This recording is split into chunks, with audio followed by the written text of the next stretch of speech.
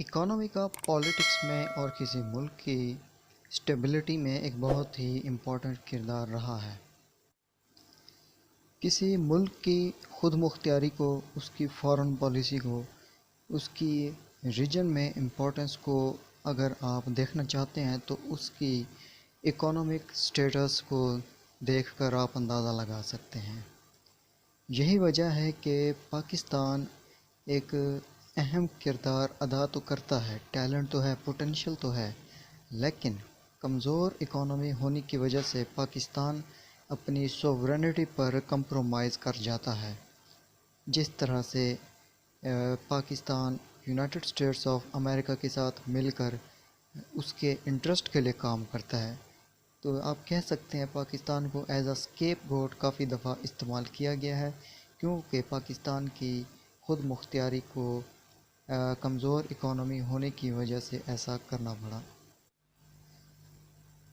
Good اور transparent politics اور good economy ایک دوسرے کے ڈائریکٹلی پروپورشنل ہیں۔ گورننس اور پالیٹکس اچھی ہوگی تو ملک کی اکانومی بھی اچھی ہوگی۔ اگر ان چیزوں میں بیڈ گورننس، بیڈ پالیٹکس، یہ چیزیں اگر ہوں گی تو اکانومی بھی بری ہوگی۔ پالیٹکس اور اکانومی نے بڑی بڑی طاقتوں کو زیر کیا ہے، اور جب بات آ جاتی ہے پاکستان کی تو ان چینز نے بہت ہی گہرے زخم دیے ہیں، مینس کہ پالیٹکس اور اکانومی نے۔ پاکستان کی اکانومی کا پرابلم کیا ہے؟ کیا مہنگائی اور کرپشن ہی ہے جو کہ پاکستان کی اکانومی کو اوپر نہیں اٹھنے دے رہی؟ یا پھر یہ ہے کہ کلیئر اکانومک ویژن نہیں ہے ہمارے لیڈروں کے پاس؟ اکانومی، کوئی بھی ایسا اکانومسٹ نہیں ہے ملک میں جو اکانومی کو اوپر لے کر جا سکے؟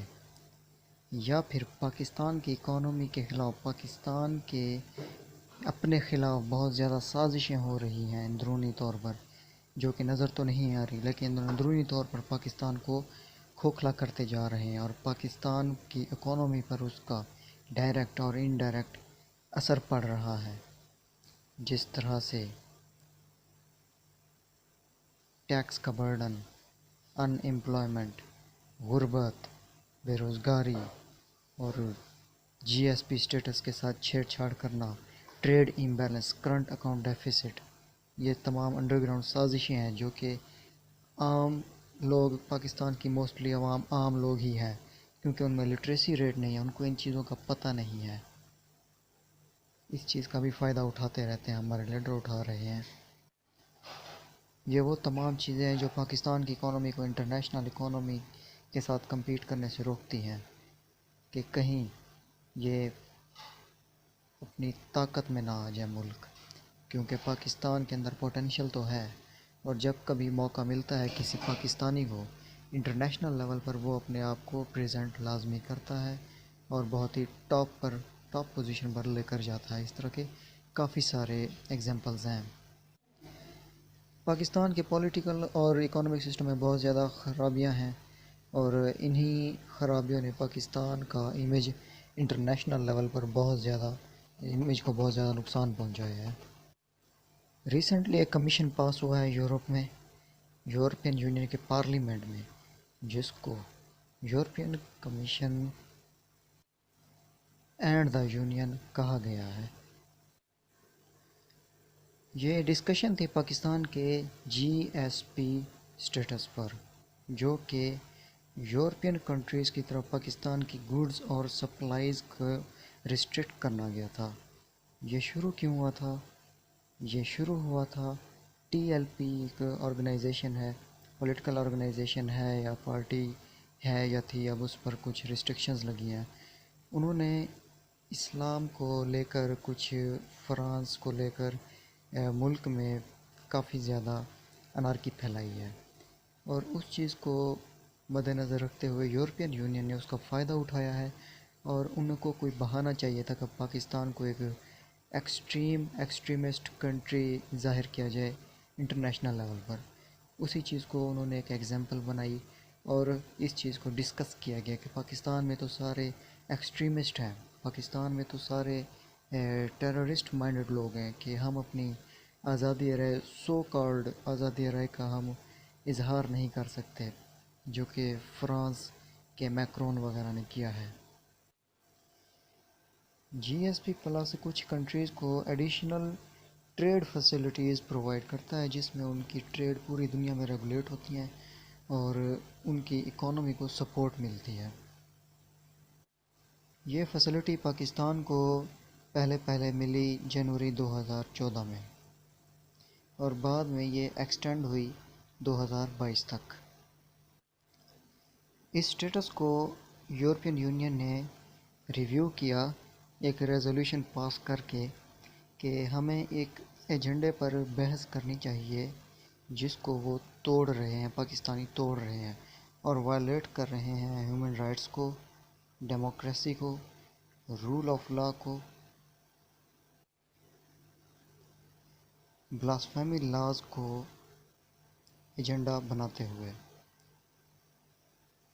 بلاسفیمی مینز کے گستاخانہ ایجنڈا سپورٹ کر رہے ہیں، گستاخانہ ایجنڈے کو مدعا بنا کر اپنے انٹرسٹ، پولیٹیکل انٹرسٹ یا جو بھی ہیں ان کو وہ فلفل کر رہے ہیں پاکستانی، ایسا یورپین یونین نے کہا ہے۔ تو اس پر انہوں نے کچھ کرسچنس کے کیس بھی انہوں نے ڈسکس کیے ہیں جنہوں نے گستاخی وغیرہ کی تھی۔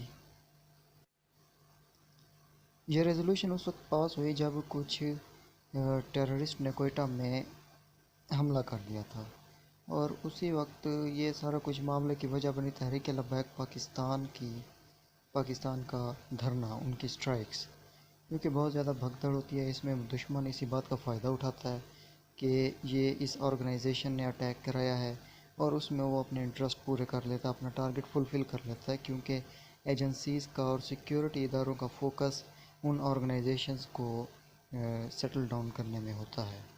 ان کا ایجنڈا تھا کہ فرینچ ایمبیسڈر کو پاکستان سے نکالا جائے، کیونکہ فرینچ پرائم منسٹر نے بلاسفیمی کی ہے، گستاخی کی ہے۔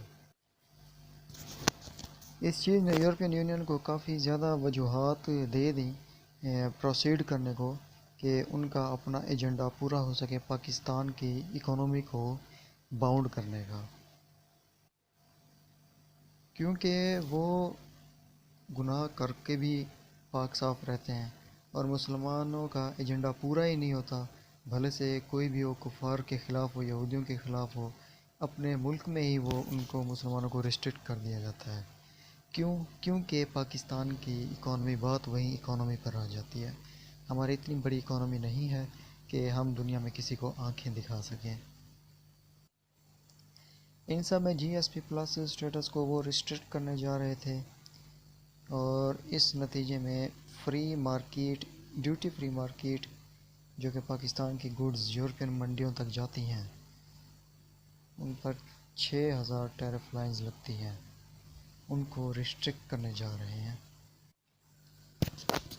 اس سے کیا ہوگا؟ اس پر وہ ڈیوٹیز لگا دیں گے پاکستانی گڈز پر، اس پر وہ ٹیکسز لگا دیں گے، اور پاکستانی گڈز جو یورپین منڈیز تک جائیں گی وہ کوالٹی میں تو ویسے ہی نارمل ہوتی ہیں as a compare to other countries, تو جب ان پر ٹیکس اور ڈیوٹیز لگ جائیں گی وہ اپنی اصل کنڈیشن سے بہت مہنگی ہو جائیں گی، اور ایک نارمل چیز اب جب اپنی کنڈیشن سے 3-4 گنا زیادہ مہنگی ملے گی، اور اسی کے حساب سے کمپیئر کر کے دوسری چیز سستی ملے گی، تو پاکستانی گڈز کی ورتھ کم ہو جائے گی، پاکستانی ایکسپورٹس کم ہو جائیں گی، پاکستان کی اکانومی مزید نیچے آ جائے گی۔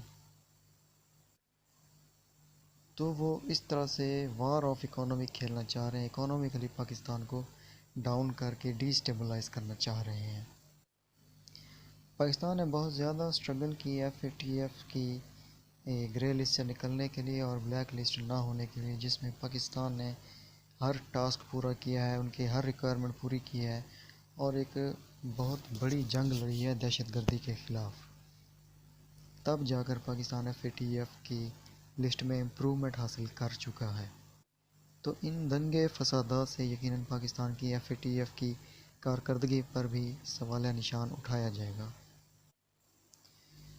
اس ریزولوشن سے پاکستان کی ٹریڈ کو بائی لیٹرل ٹریڈ جو کہ دو طرفہ ٹریڈ ہے اس پر اتنا زیادہ نقصان تو نہیں پہنچنا چاہیے، نہ ہی پہنچے گا، کیونکہ آخر پاکستان بھی ان کی امپورٹس یوز کرتا ہے، اور مسلم کنٹریز میں جس طرح سے ترکی ہے، ایران ہے، سعودی عرب ہے، تو ان میں اس بات پر بہت زیادہ اختلاف ہو سکتا ہے، اور چائنا کو بھی دیکھ لیں، وہ بھی پاکستان کی سپورٹ میں ہے، لیکن جس چیز کو وہ اچھالنا چاہ رہے تھے، پاکستان کا امیج خراب کرنا چاہ رہے تھے ایز ایکسٹریمسٹ اسٹیٹ، انہوں نے وہ چیز وہ کرنے میں کامیاب ہوئے ہیں۔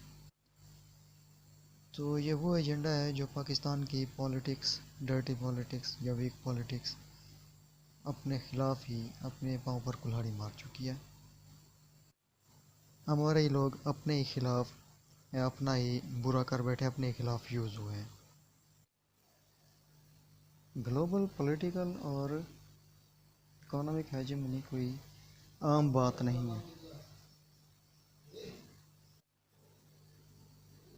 اگر پالیسی میکرز ڈیسائیڈ کریں، سیریسلی مینیج کریں پاکستان کی کنٹری کی انٹرنل پرابلمز کو ٹیکل کرنے میں، اور اکانومک انسٹیبلٹی کی وجوہات کو دیکھ کر ان کو سالو کرنے کی کوشش کریں، تو ایک امید ہے for reviving its international standing کہ ہم انٹرنیشنل پوزیشن حاصل کر سکیں، ان لیڈنگ اکانومک کنٹریز میں آ سکیں جو کہ اس صورتحال سے گزر چکی ہیں، جیسا کہ چائنا ہے، ٹرکی ہے، اور یقیناً پاکستان کے پاس پوٹینشیل ہے کہ یہ کمپیٹ کر سکتا ہے۔ Thanks for watching. اللہ حافظ۔